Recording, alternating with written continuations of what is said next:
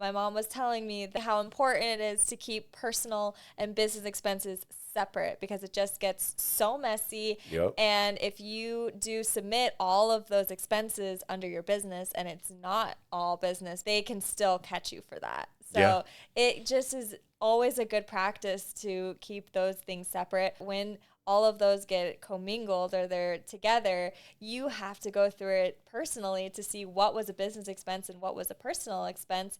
And it just gets too difficult to understand what is actually like should be fair game. You could save a lot of headache and a lot of pain, and a lot of my clients would avoid a ton of historical cleanup work and hours of billing that, it costs money to go back 2, 3, 4 years and start compiling this stuff with, you forgot certain things or you lost certain things or you don't remember what you were doing in Peoria, Illinois in 2019, but you were there and it was on the business account, and what the heck was that for? That was my big problem. Was I never had a business card for my business expenses. I just started my own business, and I'm now learning that it's better to have a business credit card to have all your expenses, including subscriptions and equipment, anything.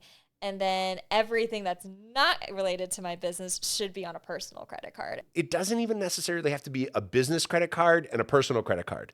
If you don't want to put a business credit card out there or go apply for a separate business credit card, just get 2 credit cards. Yeah. Go get 2 personal credit cards and use one for business and use one for personal. And at least we know through good behavior, you separated them. Yes. And that it's the behavior that matters, that everything over here was business and everything over here was personal. Yeah. And that's what'll save you time in billing. And also in this particular case where we were talking about the sales tax audit, I mean, this woman, based on her mandate, had every prerogative to clip this guy for every single thing he ever did. And then he had to prove for 4 years of business transactions that what was not a business expense and why, and or had he already paid sales tax on it at the time of purchase. So when he went to the liquor store, he paid sales tax.